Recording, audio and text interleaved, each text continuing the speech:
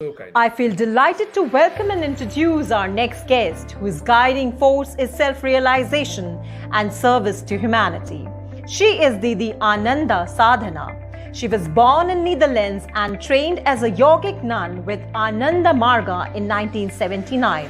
Since 1980, she has worked in Thailand, United States, Nicaragua, Argentina, and is currently working in Venezuela, teaching meditation, yoga, and running educational service projects. She is dedicated to the physical, mental, and spiritual awakening and liberation of all women. In Caracas, she feeds the homeless and runs a holistic health center. So, ladies and gentlemen, please put your hands together to welcome Didi Ananda Sadhana.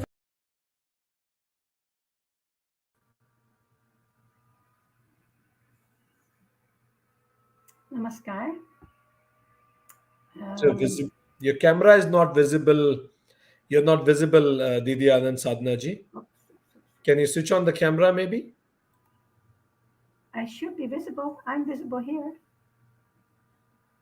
Assure that there is nothing in front of your camera because what we see is blank screen, blank screen. I don't understand why, because I can see myself quite clear here. Okay, fine. Okay, probably this is more important that you can see yourself, but we will be blessed by your voice. That's perfectly fine. Instead of Sagun Brahma, let today you be a Nirgun Brahma to guide us. Please carry on. Thank you. And I'm sorry for this detail here. Yes. Greetings to everybody. Thank you to the organizers for organizing this wonderful event. I'm new to it, but the little I have seen and participated, it seems actually it's quite inspiring. Thank you for having honored me with an invitation to say a few words. As was the introduction already said, I'm a yogic nun of Ananda Marga, a social spiritual organization founded by Sri Anandamurti. He was born in Jamalpur in 1922, and he left his body in October 1989. And he left us an amazing wealth of spiritual philosophy and social philosophy, spiritual practices, spiritual songs called Pravat Sangit, a program of social service that includes schools, children's homes, and many other programs all over the world. I was asked to talk about Ishvara Pranidhana. So, where do we know these words from? Ishvara Pranidhana. About 2,300 years ago, the great yogi Patanjali wrote the book Yoga Sutra, a collection of 195 sutras which deal with the theory and practice of yoga. And Sutra 29 says, Jama Niyama, Asana Pranayama, Pratyahara Dharana Dhyan, Samadhi Ashtangani. Meaning, the 8 limbs or steps of yoga are the codes of self-regulation or restraint, observances or practice of self-training, postures, expansion of breath and prana, withdrawal of the senses, concentration, meditation, and perfected concentration. So these 8 steps of yoga, as outlined by Patanjali, are meant to purify body and mind to be able to reach the goal. And the goal meaning union with the Supreme. Union is the true meaning of the word yoga. Union with the Supreme is what yoga is all about. So the jamas and niyamas are the first 2 steps of this 8-fold yoga. And jama is about my conduct with the external world, and the niyamas about my relation to myself and my rules and conduct with my inner self. So jama are 5 principles and niyama are 5 principles. And Ishvara Pranidhana is the 5th principle of niyama.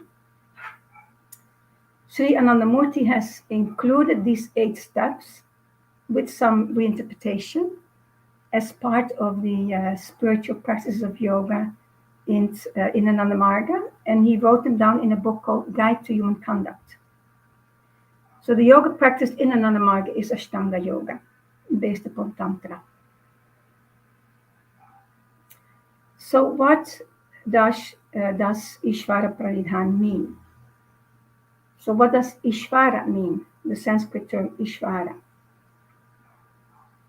There are different interpretations, but it commonly means the controller of this universe. He who controls the thought waves of this universe is Ishvara. So for a sadhaka, for a spiritual aspirant, Ishvara is understood to be God. Pranidhana means to adopt something as your shelter, as a shelter.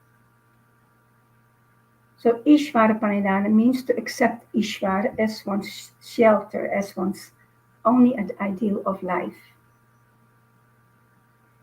When we channelize all our thoughts, all our desires towards the one, towards Ishvara, this is what's called Ishvara Pranidhana. It is a mental effort, it is internal. It is totally a mental effort based upon ideation, based upon bhav. You are internally developing a relationship with your personal goal, with Ishvara. And as Ishvara is the most subtle entity of the universe, it can only be realized through feeling, through ideation. It is an act of devotion. And therefore, Ishvara Pranidhana is an act of devotion. It is bhakti yoga. Bhakti means when this intense feeling arouses, this intense feeling of I will not remain separate from him. I will reach him by any means. I will embrace him. O Lord, thou art my supreme love. I must realize thee and I will realize thee. It is a state of total surrender, where one realizes that not even a blade of grass can move without his will.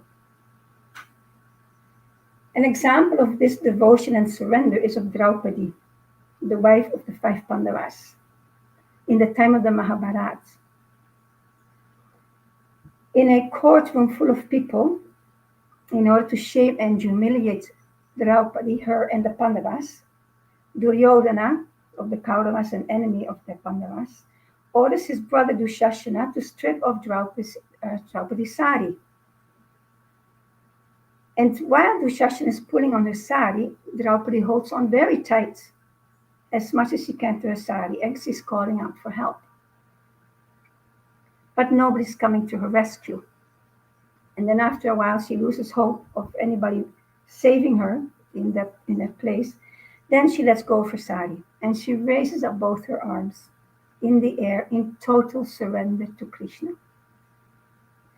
And it's only then, after she totally surrenders, that the miracle unfolds.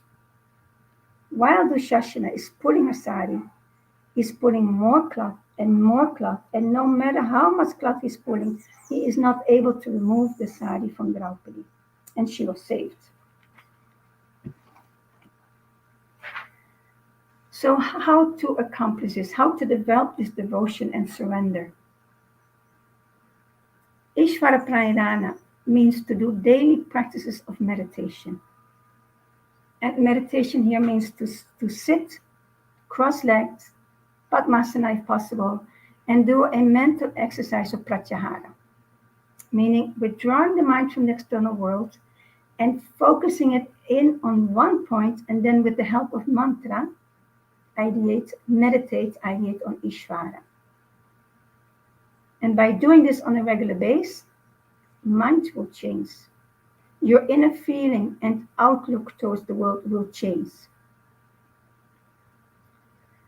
Often people, when they start meditation, they expect quick results. They expect some divine experiences. But for most people, most of the time, it is a daily effort. But it is this effort, this daily effort of concentration and taking the mind deeper and deeper within, that slowly transforms your mind and it takes it to a deeper level. And your way of thinking and looking at the world changes. It can be different for different people. Some people have some unique experiences, others may not. But it's the effort of meditation that counts. One time a disciple, he asked the master, how do I know my meditation is working? Feeling a certain frustration with his effort of meditating and not of meditation, and not really feeling having any particular experiences. The master answered, not with explaining about different samadhis and different deep spiritual experiences, which you can expect after deep and long meditations. But he said, and he gave this very interesting answer, when your radius of love is expanding, you know you are doing your meditation well. So when you see your capacity of expanding your love from family to community to the planet and the whole universe, you know you are spiritually progressing. When the love for your inner Ishvara grows, love for the universe also grows. It is desirable to practice your meditation alone in a lonely place, but it can also be done collectively. Sri Anandamurti says, quote, the indomitable mental force aroused as a result of collective Ishvara Pranidhana will help you solve any problem, great or small, on this earth. It is for this reason that you should always be zealous to attend weekly collective meditation. The members of Ananda Marga practice daily meditation in their house or wherever they are, and also make effort to be there once a week for the collective meditation. I have mentioned that devotion for the Supreme is an essential part of Ishvara Pranidhana. But in this materialistic and aggressive society, many find it hard to protect and develop this inner sentiment. Sri Anandamurti says, quote, the devotional sentiment is the highest and most valuable treasure of humanity. This element of devotion, the most precious treasure of humanity, must be preserved most carefully. Because it is such a tender inner asset, to preserve it from the onslaughts of materialism, one must build a protective fence around it, a proper philosophy, which will establish the correct harmony between the spiritual and material worlds and be a perennial source of inspiration for the onward movement of society. He lays this out, this philosophy, this theory, in the book called New Humanism and the Liberation of Intellect, which will be a topic for another time. Thank you very much.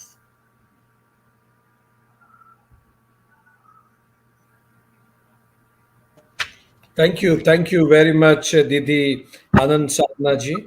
It was a very inspiring speech where you mentioned about Ishvara Pranidhana. Ishvara is one who controls the divine, which controls the universe, and Pranidhana is taking the shelter.